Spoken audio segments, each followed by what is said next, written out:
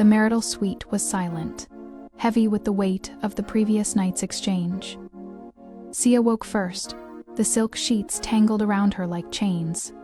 Her body ached, a testament to Jing's brutal, possessive claim, but her mind was cold and crystal clear. She reached for the file she had retrieved. J Group Executive Shares, her fingers tracing the critical, tiny print about the specialized voting trust. Jing had bound her, but she had found the loose thread in his knot. You wanted control, Jing. You taught me how to seize it. Now that I am your wife, I will fight you with your own weapons, law, and ambition, she vowed. The cold steel of resolve replacing the desperate fire of her initial fear. She dressed in a simple, high-necked white dress, a look of utter purity that concealed a heart full of calculated malice. She needed to look like the stable, demure wife the grandfather approved of, while preparing to stage a corporate coup. Jing woke minutes later, his eyes focusing on her with an undeniable satisfaction. He looked rested, powerful, and utterly convinced of his victory. He spoke, his voice deep and smooth with the possessiveness of a man who believed he had finally secured his treasure. Good morning, Mrs. Young. You look surprisingly composed for a woman who just realized the finality of her situation. Sia turned, offering him a serene, almost detached smile, a mask she perfected in the corporate jungle. Good morning, Jing. I am composed because I finally understand the rules of your game. You require total control, and I require absolute security. The marriage provides both. I accept the terms. Her calm acceptance clearly pleased him. He swung his legs out of bed, the casual display of his powerful body, a reminder of her forced submission. Acceptance is beautiful on you, Sia. Now for breakfast. We have a public appearance today. You will stand beside me and demonstrate the stability of the G Group empire. You are my anchor, remember? He stated, his confidence radiating off him like heat. An anchor. Yes, Jing. One that will drag you down to my level, she thought. Breakfast was a meticulously staged affair in the grand dining hall. Jing was relaxed, almost indulgent, treating her not as a captive, but as a prized, high-value asset. He spent the meal discussing trivial details of the G Group's public image, completely underestimating the lethal strategy brewing behind her calm eyes. She used the opportunity to ask a seemingly innocent question. Jing Min seems incredibly diligent. He handles all your personal and corporate details. He must know everything about your operations. Jing nodded, taking a sip of his coffee. Min is indispensable. He handles the operational security. Why? Just curiosity, Sia murmured, looking at the elaborate crystal centerpiece. I want to understand the scale of what I am now protecting. He's the guardian of the keys. The guardian of the keys. Min is the gateway to the trust documents. Sia realized she had her target. Her plan required two things: the location of Jing's secure, physical safe, where the original trust documents were stored, and a moment alone with assistant Min, away from Jing's surveillance. Sia spent the entire morning maintaining her facade of compliance. She toured the gardens, spoke calmly with the household staff, and even allowed Jing's stylist to fit her for the evening's public event, a major G Group gala celebrating a philanthropic acquisition. In the early afternoon, Min arrived in the suite, looking harried. Jing was attending a sudden video conference in the library, demanding isolation. Min was left to organize a stack of legal documents for the evening. Sia seized the opportunity. She walked up to Min, her voice soft and laced with feigned concern. Mr. Min, you look exhausted. Jing is demanding, isn't he? Especially since the grandfather's visit. All this secrecy and pressure.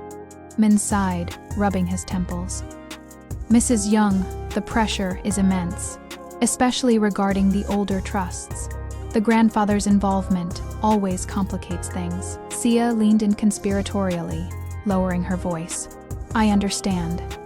Jing is afraid the grandfather will intervene again. Min, I need to help him. I am his wife now. I need to know where the documents are, so I can ensure they are safe for Jing. Is the corporate safe still the primary location? Min hesitated, his loyalty warring with his relief at finding a sympathetic ear. It's complicated, Mrs. Young. The G Group main office safe is where most contracts are kept, but the ERA trust documents, the ones regarding the special voting shares, those are kept here in a floor safe in the library. Jing only uses it for those sensitive files. It's the only place he truly trusts. Sia's heart leaped. The library, the forbidden room. She had the location. Now she needed the code and the access. She looked at Min, her expression sincere. Min, thank you. You are more loyal to Jing than anyone. I understand the secret. I will ensure his security is maintained. Go get some rest before the gala. You deserve it. Min, visibly relieved by her understanding and praise, quickly gathered his papers and left, never suspecting that the new Mrs. Young was already plotting his boss's downfall. Xia knew Jing would be occupied for at least another hour. She had to move fast. She slipped on a pair of soft house shoes and headed straight for the south wing. The library door, the scene of her previous failure, and the marital confrontation, was now merely a barrier to her goal. She tried the code she'd deciphered. 1 to 1, -0. -4, -0, -5. The lock clicked open instantly. The room smelled faintly of old leather and Jing's intense cologne. She moved to the exact spot Min had indicated. Beneath the heavy rug near the fireplace, she pushed the rug aside, revealing a discreet metal plate. The floor safe. It required a 6-digit code and a biometric scan. The code was the first problem. She tried his birthday, his sister's birthday, and the date of their marriage. All failed. She knelt by the safe, placing her ear against the cool metal, trying to channel Jing's mind. What would he use for his most crucial secret? Something that represented ultimate victory and permanent control. The day he finally secured his anchor. She quickly entered the date he had first seen her, the date he had marked her for his own. 0 to 5, -0, -5, -2, -5. May 5th, 2025. The day she ran from her father and he began his surveillance. The safe beeped once, an affirmative tone. The lock sprang open. Xia gasped, a silent wave of triumph washing over her. She pulled open the heavy lid inside. Tucked away in a velvet pouch was the original ERA trust document, bearing the ancient seal of the G Group. It was the key to Jing's entire legal defense structure. If you are mesmerized by Mrs. Young's brilliant counterattack and want to see how she uses this power against her controlling CEO husband, pause the audio now. Subscribe and leave a rating to show your support. And tell us, what is the first order she will issue as the new power in the G Group? Asia carefully photographed every page of the trust document, paying special attention to the clause stating that the trust's voting shares could be activated by the direct spouse to prevent a hostile takeover. It was an ancient, rarely used anti-raid clause meant to protect the family lineage, not meant to be used by a runaway bride against the CEO. She quickly replaced the document, closed the safe, and returned the rug to its original position, leaving no trace. She returned to her suite, feeling the weight of the trust document, not in her hands, but in her mind. The entire facade of the gala preparation felt like an elaborate theatrical performance. Jing arrived to escort her, dressed in a sharp black suit, his manner confident and commanding. "You look perfect, Xia. Every eye will be on us tonight. Remember, composure, devotion, stability. You are the symbol of our unshakable union," he instructed, his hand resting possessively on the small of her back. "I know my role, Jing," she replied, her smile dazzling and entirely insincere. The gala was a sea of Seoul's elite, bankers, politicians, and rival CEOs, all eager to study the CEO's new, mysterious bride. Xia was introduced as Mrs. Young, her hand never leaving Jing's arm, projecting the image of a devoted, yet fiercely guarded, corporate wife. Xia worked the room with calculated precision. She listened to the chatter, absorbing the nuances of corporate gossip. She understood that Jing's power was absolute, But the era trust shares represented the only vulnerability to his control that was legally sound. Near the end of the evening, Jing led her to a private meeting room where the J Group board of directors was preparing to sign off on a major acquisition deal. A deal that Jing was using to solidify his position further. He introduced Sia to the board members, his tone proud. "Gentlemen, meet my wife Sia. She is now an integral part of the G Group's future." Sia shook hands, her gaze steady, her composure unshakable. She watched as Jing placed the final documents for the acquisition on the table, along with a thick folder containing the minor legal documents required for the transfer of funds. The air was thick with the scent of leather and power. Jing was preoccupied, ready to sign the final documents. Sia saw her chance. A pen lay on the table beside the stack of papers. She walked over to Min, who was standing nervously near the door.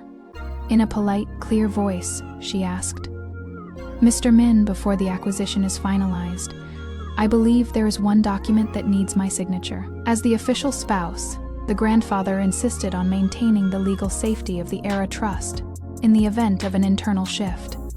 That was the clause, wasn't it? Min's face went white. He opened his mouth to protest, but Jing, mid-signature, cut him off, clearly annoyed by the interruption. "Sia, not now, Min. Deal with it later. It's a trivial formality related to an old protection clause." Jing dismissed, not even looking up.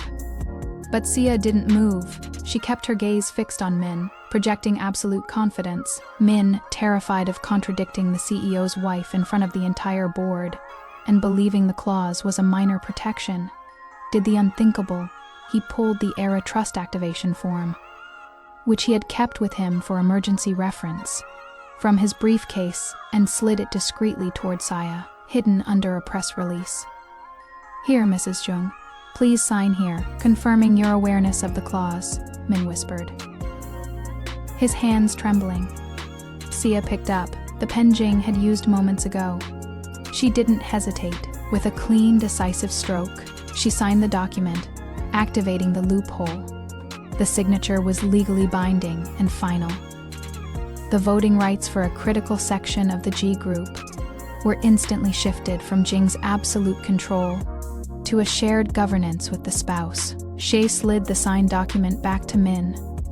The act was done. Jing finished his signature on the acquisition documents and finally looked up, catching the tail end of the silent exchange between his wife and his assistant. "What was that, Min?" Jing asked, his voice suddenly sharp, his eyes narrowing on the press release under which the signed form lay. Min, completely panicked, stammered, "Jing, sir, it was just the spouse notification form for the era trust protection clause. Mrs. Young wanted to sign it for transparency." Jing's attention snapped to Sia. He saw the cold, triumphant fire in her eyes, the same defiant fire he had fallen in love with and sought to possess. He knew instantly. He reached for the document, his fingers tearing through the press release to grab the signed form. His eyes scanned the final line of the executed clause. Voting rights activated by spouse. The silence in the room became lethal. The board members watched, frozen, as the CEO's face transformed into a mask of pure, controlled fury. His jaw was clenched so tight the muscle twitched visibly. Jing didn't look at Min. He looked only at his wife. In a voice that was barely a breath, but carried the weight of 1,000 storms, he said, "You were looking for a way out. You found a way in." The ride back to the mansion was the tensest journey of Sia's life. Jing drove. Fast, reckless. The luxury sedan, a blur of controlled aggression. Sia sat upright, refusing to flinch. Once inside the library, the scene of their initial confrontation, Jing finally exploded. He slammed the signed document onto his massive desk. "You manipulated Min. You used the grandfather's fears. You used the very foundation of my family's tragedy, the era trust, to steal my power," he roared, his hands flat on the desk, his body shaking with suppressed violence. Sia stood her ground, her voice unwavering. "I didn't steal your power, Jing. I forced you to share it. You wanted an anchor. You wanted a wife who would fight you and keep you from destroying yourself. You got her.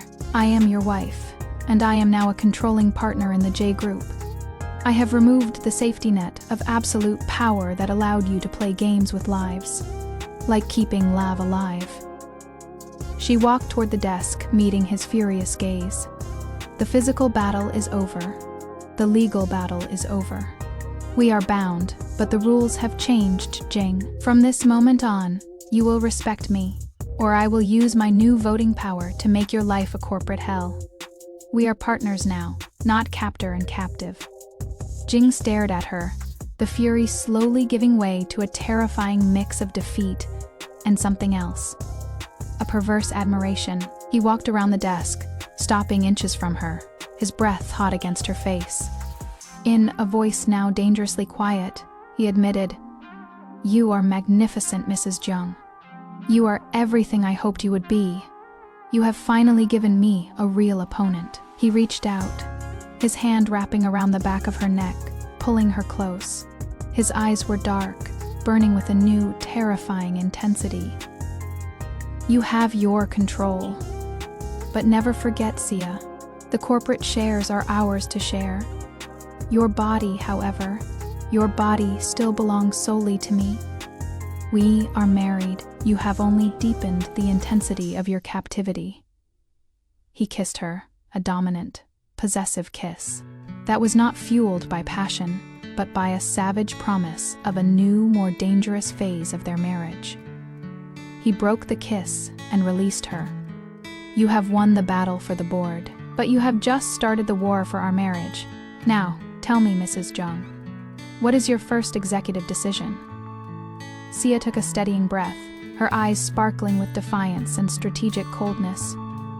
My first decision, Jing, is to hire my own personal legal team, one you cannot touch, and my second is to start sleeping in a different room. Jing's eyes darkened, but he didn't protest the second decision.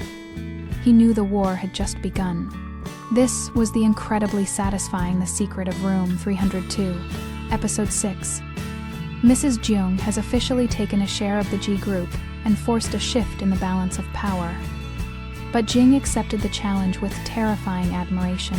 Now that their marriage is a corporate battlefield, what will be Jing's first move to reclaim his dominance? And what dark secret will Sia uncover in her new executive role? Find out when the intensity skyrockets in Episode 7, The Hostile Takeover of the Heart.